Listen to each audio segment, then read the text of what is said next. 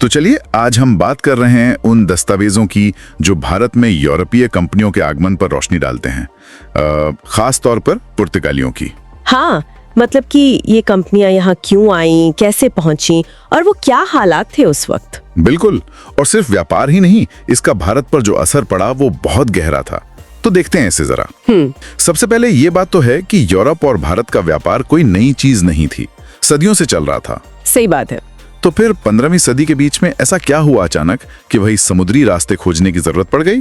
हाँ, इसमें देखिए सबसे बड़ा मोड़ था 1453 का, जब उस्मानिया सल्तनत ने कॉन्स्टेंटिनोपल मतलब कुस्तुनतुनिया पर कब्जा कर लिया। अच्छा, तो उससे हुआ ये कि जो पुराने रास्ते थे ना, जमीन वाले और कुछ हद तक समुद्र वाले भी, जो यूरोप से पूर्व की तरफ जाते थे, हाँ, उन पर उनका कंट्रोल हो गया।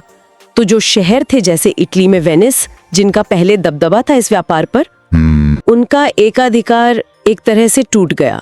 और यूरोप में मतलब मसालों और बाकी चीजों की जरूरत तो थी ही, तो नए रास्ते चाहिए थे, खासकर समुद्री। और तभी यूरोप में वो पुनर्जागरण वाला माहौल भी था, है ना? नई सोच, नई खोजें, कुतुबनुमा वगैरह। बिल्कुल। तो स्पेन ने कोलंबस को भेजा, वो तो खैर अमेरिका पहुंच गए। हाँ, वो दूसरी तरफ निकल गए। और पुर्तगाल ने फिर वास्को डी गामा पर दाव लगाया, पूरब की तरफ। और वो पहुंच गए 1498 में, अफ्रीका का चक्कर काटकर केप ऑफ गुड होप से होते हुए। हाँ, कालीकट पहुंचे।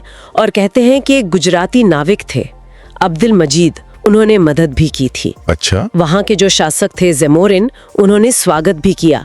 पर ये सिर्फ एक मुलाकात नहीं थी, ये बहुत बड़ी घटना थी, क्योंकि इसने सीधा रास्ता खोल दिया यूरोप से भारत तक समुद्र का। बिल्कुल। और इसका असर तो फौरन दिखा होगा पैसों के मामले में। सुना है वास्को डी गामा जो मसाले ले गया, हाँ, वो कहते हैं 60 गुना मुनाफे पर बिके यूरोप में। 60 गुना? तब तो पुर्तगाल में खलबली मच गई होगी। जाहिर है, इस एक यात्रा के मुनाफे ने ही मतलब पुर्तगाली व्यापारियों और राजाओं को एकदम से खींच लिया भारत की तरफ। फिर उन्होंने यहाँ अपनी पकड़ बनानी शुरू की। जो पहले वाइसरॉय थे फ्रांसिस्को डी अल्मेडा, 1505 से 09 तक। हाँ, अल्मीडा। उन्होंने एक पॉलिसी अपनाई, ब्लू वाटर पॉलिसी। मतलब शांत जल की नीति। शांत जल मतलब उनका जोर जमीन पर किले बनाने से ज्यादा इस बात पर था कि हिंद महासागर में पुर्तगाली नौसेना का दबदबा हो, समंदर पर कब्जा। अच्छा, तो फोकस समंदर पर था। लेकिन फिर जो अल्बुकर्क है, अफोंसो डी अल्बुकर्क, हाँ, 1509 में। हाँ, अल्बुकर्क, उनको ही असली संस्थापक माना जाता है भारत में पुर्तगाली शक्ति का। उन्होंने क्या किया? उन्होंने रणनीति बदली, जमीन पर पकड़ मजबूत की।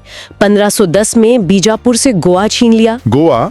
हाँ, वो तो उनका गढ़ बन गया फिर। बिल्कुल। और फिर मलक्का, हॉर्मुज, ये जो बड़े व्यापारिक केंद्र थे ना, हाँ, सुने हैं नाम, उन पे भी कब्जा किया। और उन्होंने पुर्तगालियों को भारतीय महिलाओं से शादी के लिए भी एनकरेज किया ताकि यहीं बसें, और सती प्रथा पर रोक लगाने की भी कोशिश की। अच्छा, सामाजिक सुधार भी। और ये अपनी समुद्री ताकत का इस्तेमाल कैसे करते थे?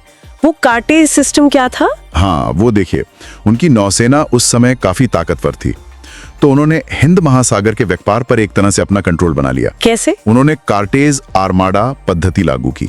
मतलब कोई भी जहाज, भारतीय हो या अरब का, अगर उसे हिंद महासागर से गुजरना है तो पुर्तगालियों से एक परमिट लेना होगा, कार्टेज परमिट, और उसके लिए पैसे देने पड़ते थे। हाँ, शुल्क देना पड़ता था।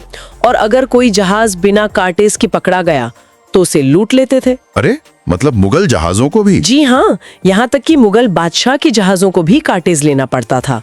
ये उनकी, कह सकते हैं, समुद्री दादागिरी थी। ये तो सीधे सीधे ताकत का खेल था। भारतीय राजाओं ने कुछ किया नहीं। विरोध तो हुआ, लेकिन समुद्री लड़ाई में पुर्तगाली उस समय भारी पड़ते थे। जमीन पर उनकी ताकत उतनी नहीं थी, पर समंदर के वो राजा थे। अच्छा, उनके आने से कुछ अच्छी चीजें भी तो हुई होंगी भारत में। हाँ, कुछ नई चीजें आई, जैसे तंबाकू की खेती, आलू, टमाटर, लाल मिर्च, ये सब वो लाए। अच्छा, आलू टमाटर पुर्तगाली लाए थे। हाँ, और जहाज बनाने की कुछ नई तकनीकें और प्रिंटिंग प्रेस। गोवा में 1556 में पहला प्रिंटिंग प्रेस उन्होंने ही लगाया। और आर्किटेक्चर में भी कुछ असर दिखता है। हाँ, वो गॉथिक स्टाइल जो है कुछ चर्च वगैरह में दिखता है, ऊंची मेहराबें, बड़ी खिड़कियां। लेकिन फिर उनका ये दबदबा खत्म कैसे हुआ? वो टिके क्यों नहीं ज्यादा? उसके कई कारण थे। एक तो उनकी वो धार्मिक नीति, जबरदस्ती धर्म परिवर्तन कराना, उससे लोग बहुत नाराज थे। जाहिर है। फिर भ्रष्टाचार बहुत था, लूटपाट भी करते थे। बंगाल में हुगली को तो उन्होंने समुद्री डाकुओं का अड्डा ही बना लिया था। अच्छा। तो उनकी इमेज खराब हुई। फिर दूसरी यूरोपीय ताकतें भी आ गई मैदान में, डच आ गए, अंग्रेज आ गए। वो इनसे ज्यादा संगठित थे, ज्यादा साधन थे उनके पास। हाँ, मुकाबला बढ़ गया। बिल्कुल। शाहजहां ने भी 1632 में उन्हें हुगली से निकाल बाहर किया, और फिर वो एक घटना हुई 1661 में। पुर्तगाल की राजकुमारी कैथरीन की शादी हुई ब्रिटेन के राजा चार्ल्स द्वितीय से। हाँ, और बॉम्बे दहेज में दे दिया। हाँ, बॉम्बे अंग्रेजों को मिल गया।